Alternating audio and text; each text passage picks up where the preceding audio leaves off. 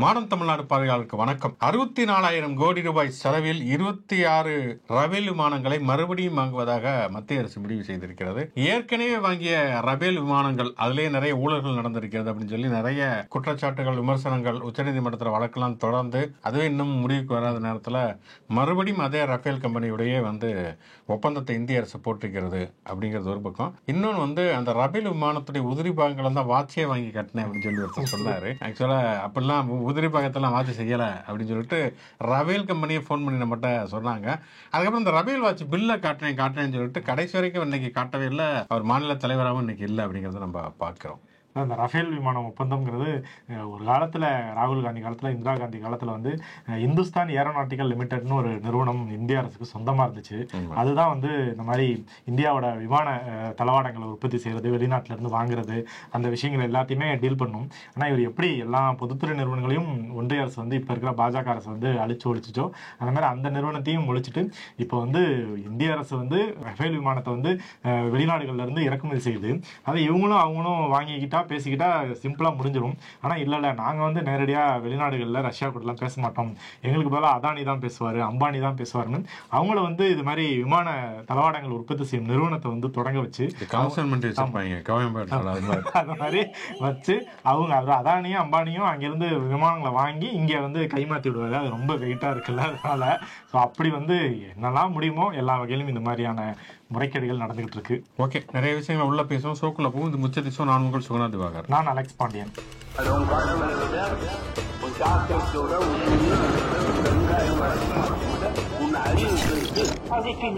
இன்று புரட்சி கவிஞர் பாவேந்தர் பாரதிதாசனுடைய பிறந்தநாள் விழா ஒரு வாரம் முழுக்க தமிழ் வார விழாவாக கொண்டாடப்படும் அப்படின்னு சொல்லி தமிழ்நாடு அரசு அறிவித்திருக்கிறது. இதை ஒட்டி நம்மளுமே மாடர்ன் தமிழ்நாடு யூடியூப் சேனல்களில் ஒரு வீடியோ ஒரு பேட்டி நான் ஒரு மணிக்கோ பன்னீர்செல்வம் பாரதிதாசன் ஆய்வாளர் குறித்து ஒரு பேட்டி எடுத்திருக்கிறேன். அதையும் கண்டிப்பாக பாருங்கள். புரட்சி கவிஞர் பாரதிதாசன் என்பவர் ஏன் போற்றப்பட வேண்டிய மிக முக்கியமான கவிஞர் அப்படின்னு சொன்னா, 20ஆம் நூற்றாண்டுடைய ஒரு இணையற்ற ஒரு அரசியல் கவிஞர் அப்படின்னு சொல்லலாம். அழகியல் அப்படின்னு எடுத்துக்கிட்டாலும் பாரதிதாசனுடைய கவிதைகள்ல அழகியலுக்கு எந்த விதமான குறையுமே கிடையாது. அது அழகின் சிரிப்பு அப்படின்னே அவர் ஒரு புத்தகத்தை எழுதியிருக்கார். அப்படி ஒரு மிக அற்புதமான இயற்கை சார்ந்த கவிதைகளை எழுதுவது அப்படின்னு எடுத்துக்கிட்டாலுமே ரொம்ப அற்புதமான கவிதைகளை அவர் எழுதியிருக்கிறார். அப்படிப்பட்ட ஒரு கவிஞராக இருக்கக்கூடிய புரட்சி கவிஞர் பாரதிதாசன் இன்னொரு பக்கம் அரசியல் சார்ந்த கருத்துக்களை ரொம்ப அழுத்தமாகவே தன்னுடைய கவிதைகளை பதிவு செய்திருக்கிறார். குறிப்பாக தந்தை பெரியாருடைய பகுத்தறிவு, சுயமரியாதை, கடவுள் மறுப்பு, சாதி மறுப்பு, திராவிடம், பெண்ணுரிமை மாதிரியான கருத்துக்களை மிக அற்புதமாக தன்னுடைய கருத்துக்களை பதிவு செய்திருக்கார். நிறைய பேர் இப்ப என்னன்னா பாரதிதாசன் திராவிடத்துக்கு எதிரானவர், தமிழ் தேசிய கவிஞர் அப்படிலாம் சொல்லி உருட்டக்கூடிய பல பேர் இருக்கிறார்கள். ஆனால் முழுக்க முழுக்க கடைசி வரை, இறுதி வரை அவர் திராவிடத்தில் கால் ஊன்றி நின்றவராக இருந்தார். அப்படி ரெண்டு வரிகளை வச்சுட்டு முழுக்க அவர் திராவிடத்துக்கு எதிராக நிப்பாட்ட பார்ப்பாங்க. எங்கு பிறப்பினும் தமிழன் தமிழனே, இங்கு பிறப்பினும் அயலான் அயலானே அப்படிங்கிற வரியை வச்சுட்டு ஏற்கனவே அதுக்கான விளக்கம் கொடுத்திருந்தோம். அவர் தன்னுடைய கவிதையிலே ரொம்ப அழகா சொல்வார். ஆரிய நல்லேன் என்பதில் எத்தனை மகிழ்ச்சி, அயல் என்று கொட்டும் முரசே உறவான திராவிடர் அல்லார். திராவிடர் அல்லாத பார்ப்பனர்களைத்தான் அவர் அயலார் என்று சொன்னார் என்பது மிக மிக முக்கியமான ஒரு விஷயம். புரட்சி கவிஞரை பத்தி பேசினா பேசிக்கொண்டே போகலாம். தமிழ் உணர்வு சார்ந்த விஷயங்களாக இருந்தாலும் சரி, பெண்ணியம் சார்ந்த விஷயங்களாக இருக்கட்டும். இப்ப தொகுதி மறுசீரமைப்பை பத்தி நம்ம பேசுகிற பொழுது நம்ம மக்கள் தொகை கட்டுப்பாடு பற்றிலாம் இன்றைக்கு நம்ம பேசுகிறோம். இன்றைக்கு கூட சட்டசபையில் ஒரு உறுப்பினர் கோரிக்கை வைத்திருக்கார். உண்மையிலே ஒரு அபத்தமான கோரிக்கைன்னு சொல்லலாம். என்னன்னா 3வது குழந்தை பெற்றுக்கொள்வர்களுக்கு அரசு சலுகை வழங்க வேண்டும் அப்படின்னு சொல்லியிருக்கார். இன்னைக்கு தமிழ்நாட்டு மக்களை 3வது குழந்தை பெற்றுக் கொள்வதற்கான மனநிலையிலே இல்லை. ஒரு குழந்தை 2 குழந்தை போதுங்கிற மனநிலைக்கு இன்றைக்கு வந்து விட்டார்கள்.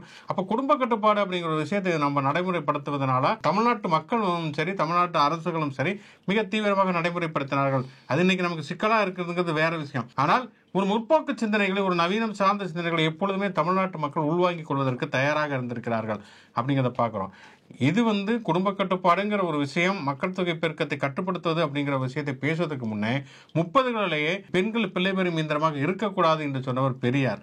அப்படிப்பட்ட சூழலை அவர் பிரச்சாரமாக, வார்த்தைகளாக சொன்னதை கவிதையாக மாற்றி எழுதியவர் பாரதிதாசன். காதலுக்கு விளைவித்து கருப்பாதை சாத்த கதவொன்று கண்டறிவோம் இதில் என்ன குற்றம் என்று எழுதியவர் புரட்சி கவிஞர் பாரதிதாசன். புரட்சி கவிஞர் பாரதிதாசனை பொறுத்த வரைக்கும் அவர் திராவிட இயக்கத்துக்கு எதிரானவர். அவர் தமிழ் பேசக்கூடிய ஜாதிகள் மட்டுமே தமிழர்கள் சொல்லிக்கிட்டு இருக்கிறவங்க இன்னைக்கு தூக்கி கொண்டாடி கொண்டிருக்கிறார்கள். ஆனால் பாரதிதாசன் கவிதைகளுடைய முதல் தொகுப்பை வெளியிட்டது குஞ்சதம் குருசாமி அம்மையார். அவர் வந்து இவங்களுடைய வரையறைப்படி அவர் வந்து தெலுங்கர். ஏன்னா இன்னைக்கு கலைஞர் சொன்னாங்களே இசைவியலாளர்கள்லாம் தெலுங்கர்கள்னு, அந்த சாதியை சேர்ந்தவர் தான் குஞ்சதம் குருசாமி அம்மையார். பாரதிதாசனுடைய மகளுடைய திருமணத்தை நடத்தி வைத்தவர் லட்சுமிபாய் என்கிற மராத்தியை தாய்மொழியாக கொண்டவர் அப்படின்னு நிறைய விஷயங்களை நம்ம சொல்ல முடியும். அந்த வகையில் வந்து புரட்சி கவிஞர் பாரதிதாசன் இன்றைக்கு நாம் நினைவு கூற வேண்டிய அவசியம் இருக்கிறது. அதிலும் குறிப்பாக பார்த்தோம் சொன்னா, இன்னைக்கு போர் சூழல் வந்து எழுந்திருக்கக்கூடிய ஒரு சூழல்ல, மதவாதம் எழுந்திருக்கக்கூடிய சூழல்ல புதியதோர் உலகம் செய்வோம், கெட்ட போரிடும் உலகத்தை வேரோடு சாய்ப்போம் என்கிற கவிதை வரிகளாக இருக்கட்டும், அல்லது இருட்டறையில் உள்ளதரா உலகம், சாதி இருக்கின்றதென்பானும் இருக்கின்றானே என்கிற வரிகளாக இருக்கட்டும், மதத்தை எதிர்க்கின்ற மதவாதத்தை எதிர்க்கின்ற குரல்களாக இருக்கட்டும், பொது உடைமை முன்வைக்கக்கூடிய குரல்களாக இருக்கட்டும், இது அத்தனை உணர்ச்சி மிக்க வரிகளையும் எழுதக்கூடிய ஒரு மிகச்சிறந்த ஒரு முற்போக்கு கவிஞராக பாரதிதாசன் தான். கண்டிப்பாக அவரை நம்ம நினைவு கூறுவோம். அவர் வந்து பாரதியார் மீது தீவிரமான ஈடுபாடு கொண்டவர். அதனாலதான் வந்து தன் பேரையே வந்து பாரதிதாசன் அப்படின்னு மாத்திக்கிட்டாலுமே வந்து பெரியார் கொள்கையில கடைசி வரைக்கும் இருந்திருக்காரு. அது கொள்கை ரீதியில வந்து சுயமரியாதை இயக்கத்தோட அவங்க மேடைகளில் பேருது, அதுக்காக மதங்களை எதிர்க்கிறது, சாதியை எதிர்க்கிறது, சுயமரியாதைக்காக எழுதுறது, பேசுறது, கவிதை வடிக்கிறதுன்னு ரொம்ப தீவிரமா செயல்பட்டு இருக்காரு. சமீபத்தில் திராவிட இயக்க தமிழர் பேரவை தலைவர் வந்து சுபவீர பாண்டியன் ஒரு ஸ்பீச் ஒன்று கேட்கும் போது அவர் சொல்லியிருப்பாரு, இவர் வந்து பாரதியார் வழியில வந்தவர் அப்படின்ட்டு ஒரு பக்கம் பேசிக்கிட்டு இருந்தாலும், பாரதியார் வந்து காலை எழுந்தவுடன் படிப்பு, பின்பு கனிவு கொடுக்கும் நல்ல பாட்டு, மாலை முழுவதும் விளையாட்டு என்று பழக்கப்படுத்திக் கொள்ளு பாப்பா அப்படின்ட்டு சொல்லியிருப்பாரு. ஆனா பாரதிதாசன் வந்து அதுக்கு ஆப்போசிட்டா வந்து காலையில் படி, மாலையில் படி, பகல் இரவு கடும்பகல் படி அப்படின்ட்டு எப்ப பார்த்தாலும் படிங்க அப்படின்ட்டு சொல்லியிருப்பாரு. அப்ப இவருக்கு என்ன ஆப்போசிட்டா சொல்றாரு அப்படிங்கும் போது அவர் விளக்கம் கொடுத்திருப்பாரு. பாரதியார் சொன்னது வந்து ஆண்டாண்டு காலமா கல்வி படிச்சுக்கிட்டு இருக்க குறிப்பிட்ட சமூகத்துக்காக அவர் சொல்லியிருக்காரு. ஆனா பாரதிதாசன் வந்து நம்ம முதல் தலைமுறையில இப்பதான் படிக்க வரோம் அப்படிங்கிறவங்க எப்போதும் படிச்சுக்கிட்டே இருக்கணும், படிப்பு தான் நமக்கு முக்கியம் அப்படிங்கறத வந்து அதுக்கு ஆப்போசிட் நிலையில இருந்து சொல்லியிருப்பாருன்ட்டு விளக்கம் கொடுத்திருப்பாரு. அப்புறம் மூட நம்பிக்கைக்கு எதிராக நீங்க சொன்ன ரொம்ப ஹார்ஷாவே இருக்கும் அவரோட கவிதைகள்லாம். இப்ப எடுத்து படிச்சு பார்த்தாலே வந்து ஒரு சின்ன கதை மட்டும் அவர் எழுதின கதை ஒன்று வந்து மூட நம்பிக்கைக்கு எதிரான கதை வந்து ரொம்ப இன்ட்ரெஸ்டிங்கான கதையா இருக்கும். பூமியில இருந்து வந்து செவ்வாய் கிரகத்துக்கு வந்து மனிதர்கள் போறாங்க குடியேறதுக்கு. அப்ப ஆல்ரெடியே செவ்வாய் கிரகத்துல வந்து சில மனிதர்கள் வந்து வாழ்ந்துகிட்டு இருக்காங்களாம். அப்ப அங்க இருக்க மனிதர்கள் எல்லாருமே வந்து தலையில ஒரு பெரிய கல்லை வச்சு சுத்திக்கிட்டே இருக்காங்க. ஆனா பூமியில இருந்து போன மனிதர்கள் வந்து எதுக்கு இப்படி பைத்திய மாதிரி தலையில கல்லை வச்சுக்கிட்டு அவ்வளவு வெயிட் வேற நடக்க முடியாம கல்லை தூக்கிட்டு சுத்துறீங்கன்னு கேட்டதுக்கு செவ்வாய் கிரகவாசிகள் எல்லாமே வந்து இல்ல கடவுள் சொல்லியிருக்காரு, நாங்க வந்து பின்பற்றணும் அப்படின்ட்டு சொன்னாங்களாம். கொஞ்ச நாட்கள் செவ்வாய் கிரக மனிதர்களும் பூமியில இருந்து போனவங்களும் வாழும்போது இந்த பூமியில இருந்து போனவங்க சாதிய எண்ணத்தோட இருந்திருக்காங்க. ஒருத்தருக்கு மேல் சாதி ஈகல் சாதி சாதி எண்ணம் இருக்கு, அதனால அவங்களுக்குள்ள பிரச்சனைகள்லாம் வந்திருக்கு.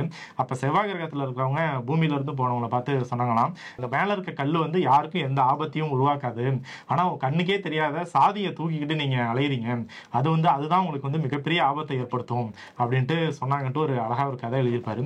அப்படி மூடநம்பிக்கைகளுக்கு எதிராகவும் தீவிரமா செயல்பட்டவர். ஓகே, தினமும் கூட ஒரு பாரதிதாசனுடைய கவிதையை வந்து சொல்லலாம்.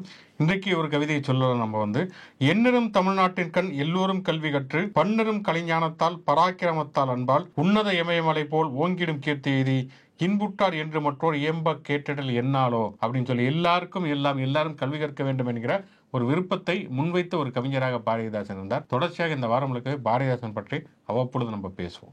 ஓகே, முதல்ல நம்ம அந்த ஓப்பனிங் ஆரம்பிக்கிறப்ப அந்த ரபேல் வாட்ச் பில்லு கொடுக்காத பத்தி பேசணும். அவரை பத்தி இன்னொரு செய்தியுமே சொல்லணும். அண்ணாமலை மாநில தலைவர் பதவியிலிருந்து மாற்றப்பட்டு விட்டார். கண்டிப்பாக தேசிய அளவில் அவருக்கு பதவி கொடுக்கப்படும், அவர் வந்து அமைச்சராவாரு அப்படிலாம் சொன்னாங்க. எம்பி ராஜ்யசபா எம்பியாக ஆக்கப்படுவார். ஆந்திராவில் ஏற்கனவே ஒரு மாநிலங்களவை பதவி காலியாக இருக்கிறது, அதன் மூலமாக அவர் வந்து ஆக்கப்பட இருக்கிறார். ஏன்னா அப்படிதான் கொல்லப்புற வழியாகத்தான் வந்து எல்முருகன் ராஜ்யசபா எம்பியா இருக்காரு, நிர்மலா சீதாராமன் அமைச்சராகவே ஆயிருக்காங்க. அவங்க ஒரு தடவை கூட தமிழ்நாட்டில் வந்து போட்டி போடுறதே கிடையாது. ஏன்னா வந்து அவங்க வெங்காயம் சாப்பிட மாட்டாங்க, நம்ம வெங்காயம் சாப்பிடுவோம் அப்படிங்கிற அலைமானமோ தெரியல. அப்படி இருக்கக்கூடிய சூழல்ல நேற்று அந்த காலியா இருந்த பதவியுமே வந்து அறிவித்து விட்டார்கள். பாஜக சார்பில் பகா வெங்கட சத்யநாராயணா அப்படின்னு சொல்லிட்டு மிகப்பெரிய பேர் வைத்திருக்கக்கூடிய மெகா பேர் வைத்திருக்கக்கூடிய பகா வெங்கட் சத்யநாராயணா போட்டியிடுகிறார். ஆக மொத்தம் அண்ணாமலைக்கு ஆப்பு சுருகி அல்வா கொடுத்திருக்கிறார்கள் என்பது தெளிவாக தெரிகிறது. ஒரு மாநில தலைவர் பதவியை மாற்றினது பிறகும் அவருக்கு எங்கேயுமே வந்து அவர் வந்து லொக்கேட் பண்ணாம இருக்கிறாங்கிறத பாக்குறோம். அதனால வந்து சரி ஓகே, நம்ம ஒரு பிட்டப்படும் வழக்கம் போல அதிரடியை கொடுப்போம்னு சொல்லிட்டு நேற்று அந்த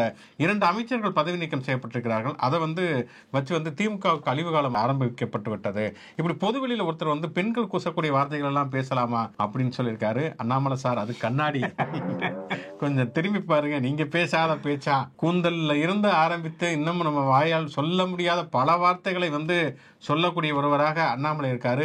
இங்கேயாவது ஒருத்தர் அப்படி பேசுறாங்கிறதுக்காக முதல்ல கட்சி பதவியை காலி பண்ணாங்க, அதுக்கப்புறம் அமைச்சர் பதவியை காலி பண்ணாங்க. அங்க ஒருத்தர் மாநில தலைவர் பதவி, அதுவுமே இந்த இப்படி பேசுறதுக்காக இல்ல, கூட்டணியில வந்து அமையணும்னு சொல்லி எடப்பாடி பழனிசாமி ஒரு கண்டிஷன் போட்டதுக்காக மாற்றி அவர் வந்து இப்ப மத்திய அமைச்சர் ஆக்குவாங்களா இல்ல அடுத்த மாநிலத்தில் எம்பி ஆக்குவாங்களா அப்படின்னு சொல்லிட்டு இப்படி பொதுவெளியில் அநாகரிகமாக பேசிய வரை ஆக்குவதற்காக மிகப்பெரிய படாத பாடுபட்டு கொண்டிருக்கிறார்கள் அப்படிங்கிறதையுமே நம்ம பார்க்கிறோம். ஆக மொத்தம் அண்ணாமலைக்கு வந்து ஒரு வாக்குறுதி கொடுத்திருப்பாங்க இல்லையா, கண்டிப்பா உங்களை இந்த பதவியில் நிக்கலாம், இன்னொரு பதவி தருவோன்னு. அது தருவாங்களா தரலையா அப்படிங்கிறவர் ஒரு திரிசங்கு சோக்கத்திலே அல்லாட விட்டுருக்காங்க அண்ணாமலையை. நிஜமாலே அண்ணாமலைக்கு நடந்தது ஒரு துரோகம் தான் இது. ஏன்னா தமிழ்நாட்டில் வந்து பாஜகங்கிறது வந்து குட்டிச்சவராகி கிடந்துச்சு. அதாவது இப்போ நோட்டானா பாஜகனா நோட்டான்ட்டு அட்லீஸ்ட் கொஞ்சம் பேர் வந்து இப்போ பாஜகன்னு பேசுறாங்க அப்படின்னாக்க அது வந்து அண்ணாமலையால தான். பல பிரஸ் மீட்டுகள் நேரமும் ஏதாச்சும் பேசிக்கிட்டே, பல வீடியோக்கள், பல குண்டர் சட்ட ரவுடிகள் அப்படின்னு பரபரப்பா ஆக்கி பாஜகவை கொஞ்சம் லைவ் நைட்டு கொண்டு வந்தாரு. ஆனா அவருக்கு இப்படி செய்யறது கஷ்டமா தான் இருக்கு. கண்டிப்பாக பார்ப்போம், வெயிட் பண்ணி பார்ப்போம். அண்ணாமலைக்கு ஏதாவது அல்வாவுக்கு பதிலாக வேற ஏதாவது வந்து தொன்னையில வந்து புளியோதரை பொங்கல் கிடைக்குதான்னு வெயிட் பண்ணி பார்ப்போம். இன்றைக்கு தமிழ்நாடு சட்டமன்றத்தில் முதலமைச்சர் மு.க. ஸ்டாலின் பேசியது அப்படிங்கிறது தான் வந்து ஒரு ஹாட் டாபிக் அப்படின்னு சொல்லலாம். 7வது முறையாகவும் திமுக ஆட்சி அமைக்கும் அப்படிங்கிற ஒரு விஷயத்தை ரொம்ப உறுதிப்பட சொல்லி இருக்கிறார். அதே போல வந்து கலைஞர்கள் வந்து தன்னை குறிப்பிடுகிற பொழுது உழைப்புன்னு சொல்லுவாரு.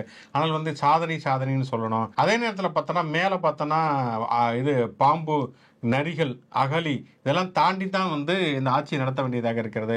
ஒரு பக்கம் வந்து மத்திய அரசுடைய நெருக்கடி, அதுக்கப்புறம் ஆளுநர், நிதி நெருக்கடி, பலவற்றை வந்து தாண்டி வர வேண்டிய ஒரு சூழல் இருக்கிறது அப்படிங்கிற மாதிரி சொல்லியிருக்கார். தொடர்ச்சியாகவே பார்த்தோம் சொன்னா 200 இடங்களுக்கு மேல வெற்றி பெறுவோம் அப்படின்னு சொல்வதாக இருக்கட்டும், 7வது முறையாக திமுக வெற்றி பெறும் என்று சொல்வதாக இருக்கட்டும், அவர் ஒரு அசாத்தியமான ஒரு நம்பிக்கையில இருந்தா அதை சொல்லுகிறார் அப்படிங்கிறத நம்மளால புரிந்து கொள்ள முடிகிறது. ஏன்னா வந்து அந்த 200 இடம் அப்படின்னு சொல்லுகிற பொழுது கடந்த நாடாளுமன்ற தேர்தலில் ஒவ்வொரு கட்சியும் பெற்ற தொகுதி வாரியாக பெற்ற வாக்குகள் எவ்வளவு அப்படின்னு பார்க்கிறப்பதான் 200க்கும் மேற்பட்ட தொகுதிகளில் திமுக வெற்றியை தாண்டிய சாத்தியங்களை வந்து வாக்கு சதவீதத்தை பெற்றது அப்படிங்கிறத பார்க்கிறோம். அந்த அடிப்படையில் அவர் சொல்லியிருக்காரு. எதிரில் பார்க்குறோங்கிற வந்து ஒரு பக்கம் ஏடிஎம்கே பிஜேபி கூட்டணி, அந்த பக்கம் நாம் தமிழர் கட்சி, இந்த பக்கம் தமிழக வெற்றி கழகம் இருப்பதை நம்ம பார்க்கிறோம். அதிமுக பாஜக கூட்டணியை பொறுத்தவரைக்கும் நம்ம இப்பதான் சொன்னோம் அண்ணாமலைக்கு என்ன மாதிரி நிலைமை இருக்குது, அதனால வந்து அங்கே என்ன மாதிரியான அதிருப்திகள் இருக்குது, இன்னமும் அந்த கூட்டணியை ஏற்றுக்கொள்ளக்கூடிய மனநிலைக்கு அதிமுக தொண்டர்களும் பாஜக தொண்டர்களும் வராத ஒரு சூழல் நிலவுகிறது. தமிழக வெற்றி கழகத்தை பற்றி நம்ம சொல்லவே வேண்டியதில்லை. வந்து அவங்க இன்னுமே வந்து ஒரு பொசிஷனில் வந்து நிற்காம இன்னும் பூத்தி ஏஜென்ட்ங்கிற பேரில் வந்து சாட்புட் 3 விளையாட்டு விளையாடி கொண்டிருக்கிறார்கள். நாம் தமிழர் கட்சி தினந்தோறும் வந்து அம்பலமாகி கொண்டிருக்கக்கூடிய ஒரு சூழல்ல தான் எதிரில் வந்து ஒரு வலிமையான ஒரு கூட்டணியோ வலிமையான கட்சிகளோ இல்லாத ஒரு சூழல்ல பல விஷயங்களை அவர் செய்திருக்கார். இன்னும் சொல்லப்போனா இன்னைக்கு வந்து காலனிங்கிற வார்த்தை வந்து ஒழிக்கப்படும் அப்படிங்கிற விஷயத்தை சொல்லியிருக்கார். உண்மையிலேயே வரவேற்கத்தக்க ஒரு விஷயம். அதில் நிறைய கேள்விகளும் இருக்கிறது. காலனிங்கிற பெயர் ஒழிக்கப்பட்டு விட்டாலே எல்லாம் ஒளிந்து விடுமான்னு கேட்டா இல்லைதான். அது நம்ம முதலே சொன்னது மாதிரி பெயர், ஜாதி பெயரை வந்து நம்ம ஒழித்து விட்டால் ஜாதி ஒளிந்து விடாதுதான். அது வந்து ஜாதி பார்த்து திருமணம் செய்வதாக இருக்கட்டும், அல்லது திருமண பத்திரிகையில் ஜாதி போடுவதாக இருக்கட்டும், அதெல்லாம் தொடர்தான் செய்கிறது. குறைந்தபட்சம் வந்து ஒருத்தரை வந்து ஒரு ஒடுக்கப்பட்ட சமூகத்தை சேர்ந்தவர் தன்னுடைய ஜாதி பேரை வந்து சொல்லித்தான் ஆகணுங்கிறது இல்லாம ஒருத்தருடைய பேரை கேட்டு விசாரிச்சா மட்டும்தான் அவர் என்ன சாதின்னு தெரியக்கூடிய அளவுக்கு இருக்கக்கூடிய ஒரு சூழல் நிலவுகிறத பார்க்குறோம். அதே மாதிரி தான் காலனி அப்படிங்கிற பெயர் வந்து இங்க எங்க இருந்து வரீங்கன்னா இந்த காலனில இருந்து வரேன் அப்படின்னு சொல்லிக்கிற பொழுதே அவர் வந்து இவர் இந்த சாதியை சேர்ந்தவங்கிற முடிவுக்கு வந்து மற்றவர்கள் வந்து விடக்கூடிய சூழல் இருக்கிறது. அப்படி இல்லாமல் அந்த காலனிங்கிற வார்த்தை வந்து இல்லாம அவர் வந்து ஒரு காந்தி நகர்ல திருவிக்க நகர்ல இருந்து வருகிறாருங்கிறப்ப அது வேற மாதிரியான ஒரு மனநிலையை வந்து உருவாக்குவதற்கு வாய்ப்புகள் இருக்கும். ஏன்னா இந்த ஒடுக்கப்பட்டவர்கள், தீண்டப்படாதவர்கள், பட்டியலத்தை சேர்ந்தவர்கள் அவர்களுக்கு தான் அந்த வழி தெரியும். தங்களுடைய அடையாளத்தை வெளிப்படுத்துதல் இருக்கக்கூடிய ஒரு வழி தெரியும். அந்த வகையில வந்து கண்டிப்பாக இந்த பெயர் வந்து ஒழிக்கப்பட்டது வரவேற்கத்தக்கது. இதே மாதிரி ஆதிக்க சாதிகளுடைய பெயர்களுமே நிறைய ஊர் இருக்குது. கவுண்டம்பாளையங்கிற ஊராக இருக்கட்டும், நாய்க்கனூர்ங்கிற ஊராக இருக்கட்டும், இதெல்லாம் இருக்கிறது. இந்த பெயர்களும் மாற்றப்படக்கூடிய சூழல் கண்டிப்பாக வந்து அமையப்பட வேண்டும். அதுவும் சேர்ந்து அமைந்தால்தான் அது ஒரு முழுமையான சமூக நீதியாக இருக்கும். இன்னைக்கு சட்டசபையில முதலமைச்சர் பேசுனதை பத்தி சொன்னீங்க. இன்னைக்கு தான் கடைசி சட்டசபை இன்னையோட முடியுது. கிட்டத்தட்ட 1.5 மாதங்கள் நடந்துச்சு. இன்னைக்கு வந்து கடைசி நாளுங்களால முதலமைச்சர் அவரோட துறைகளுக்கான மானிய கோரிக்கை அது சம்பந்தமா பேசிட்டு நிறைவுரை மாதிரி தன்னோட ஆட்சி, திமுக ஆட்சியை பத்தியும் பேசியிருக்காரு.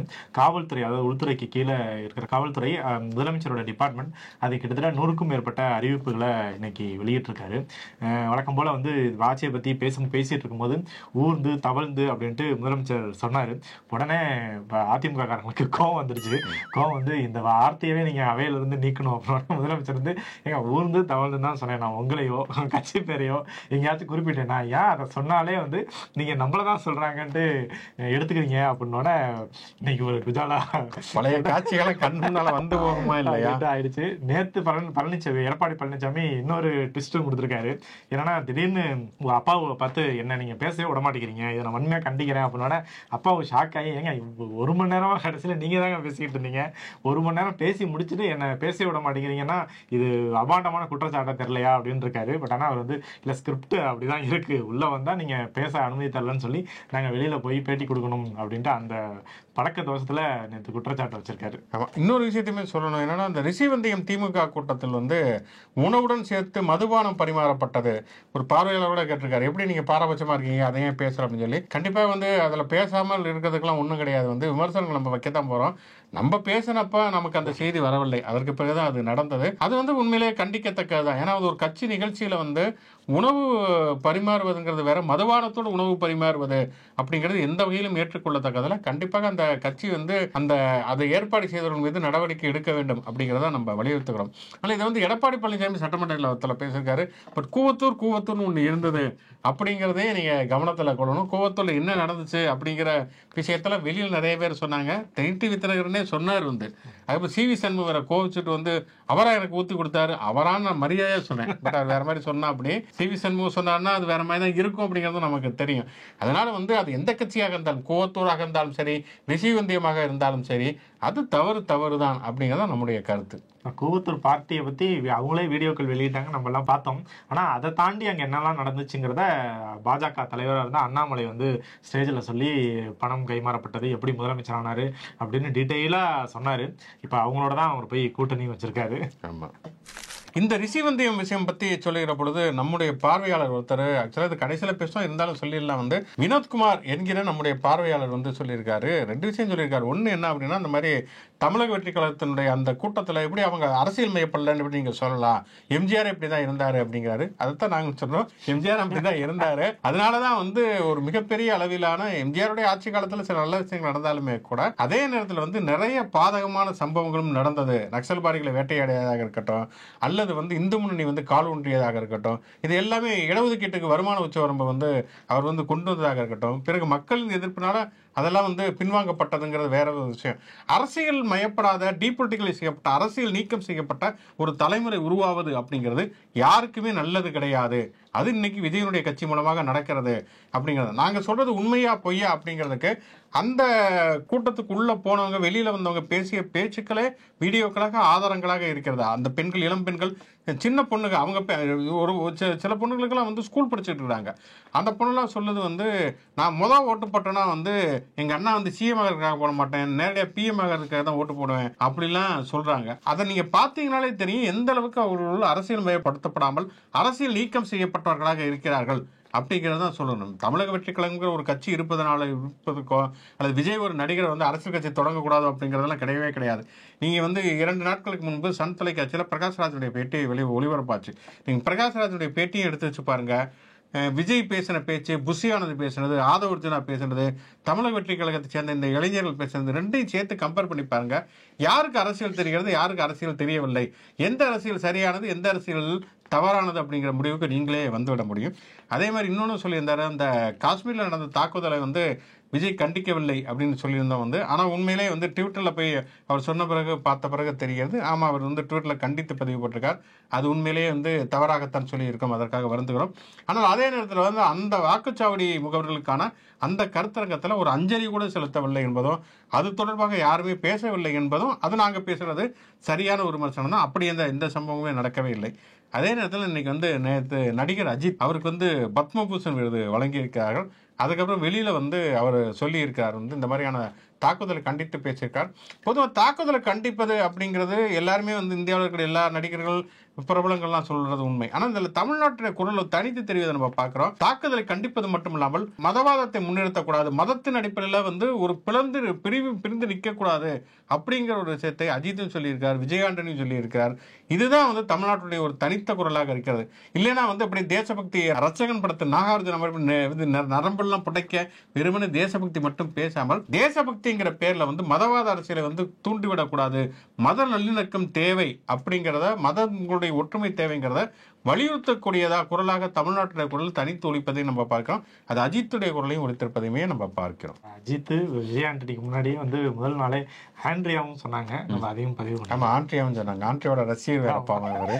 அதனால வந்து ஆண்ட்ரியா சொன்னாங்க. அதனால ஆண்ட்ரியாவுக்கும் நம்முடைய பாராட்டுகளை தெரிவித்துக்கொள்வோம். மனசாரி சிறங்களுக்கு. சரி, ஓகே. நிறைய விஷயங்கள் நம்ம பேசிடுவோம். கடைசியாக வந்து ஒரு துயர சம்பவம் அதை வந்து கண்டிப்பாக பதிவு செய்ய வேண்டும். மதுரையிலே ஒரு தனியார் பள்ளி கிண்டர் கார்டன் அது. அங்க வந்து ஒரு 4 வயது சிறுமி வந்து இதுல தண்ணீர் தொட்டில இறந்து மரணம் அடைந்திருக்கிறார். அவங்களுடைய உரிமையாளர் வந்து கைது செய்யப்பட்டிருக்காரு அப்படிங்கிறத பார்க்கணும். இதே மாதிரியான சம்பவம் சில மாதங்களுக்கு முன்பு நடந்தது. அதை பற்றி நம்ம பேசியிருந்தோம். வந்து இப்படி வந்து நடப்பது என்பது தொடர்கதையாக ஆகிவிடவே கூடாது. பள்ளிகள் தனியார், குறிப்பாக தனியார் பள்ளிகள், ஏன்னா அரசு பள்ளிகளும் தனியார் பள்ளிகள் ஒப்பிட்டு கூட அப்ப பேசியிருந்தோம். அரசு பள்ளிகள் இந்த மாதிரியான அசம்பாவிதங்கள் நடப்பது கிடையாது. ஆனால் தனியார் பள்ளிகளில் இப்படியான அசம்பாவிதங்கள் நடக்கிறது என்று சொன்னால் இதற்கு முழுக்க அந்த பள்ளிகளுடைய உரிமையாளர்கள் தான் பொறுப்பேற்க வேண்டும். இந்த மாதிரியான கவனக்குறைவாக, அதுவும் வந்து சின்ன குழந்தைகள், அவங்க ஒரு 10வது 12வது படிக்கக்கூடிய பசங்களா இருந்தாங்கன்னா கூட அவங்க ஒரு கவனமா இருப்பாங்கன்னு சொல்ல முடியும். இது ஒரு கிண்டர் கார்டனு, பிரைமரி ஸ்கூலு, இங்கெல்லாம் வந்து மிகுந்த கவனத்தோடு இருப்பதுங்கிறது மிக மிக அவசியம். எப்படி அந்த தண்ணி தொட்டியினுடைய மூடி வந்து திறக்கப்பட்டிருந்தது அப்படிங்கிறதெல்லாம் மிக தீவிரமான விசாரணைக்கு உட்படுத்தப்பட வேண்டும். இனி ஒரு குழந்தை இந்த மாதிரியான மரணங்கிற செய்திகளை நமக்கு வரக்கூடிய அளவுக்கு மிக தீவிரமான கண்காணிப்பை அதிகாரிகளும் வந்து மேற்கொள்ள வேண்டும் அப்படிங்கிறது நம்ம வந்து நம்முடைய அக்கறையின் பேர்ல இதை வந்து நம்ம முன்வைக்கிறோம். தொடர்ச்சியாக உங்களுடைய கருத்துக்களை முன்வையுங்கள். தொடர்ச்சியாக உரையாடுவோம். மாடர்ன் தமிழ்நாடு யூடியூப் சேனலோடு தொடர்ந்து தொடர்பில் இருங்கள். முச்சந்தி ஷோவை லைக் பண்ணுங்க, கமெண்ட் பண்ணுங்க. மாடர்ன் தமிழ்நாடு சேனலுக்கு சப்ஸ்கிரைப் பண்ணுங்க. யூடியூப் மாதிரியே மற்ற சமூக இணையதளங்களையும் நமக்கான பேஜஸ் இருக்கு. அங்கேயும் லைக் பண்ணி ஷேர் பண்ணி உங்களோட ஆதரவை தொடர்ந்து கொடுங்க. மீண்டும் ஒரு நிகழ்ச்சி சந்திப்போம். நன்றி.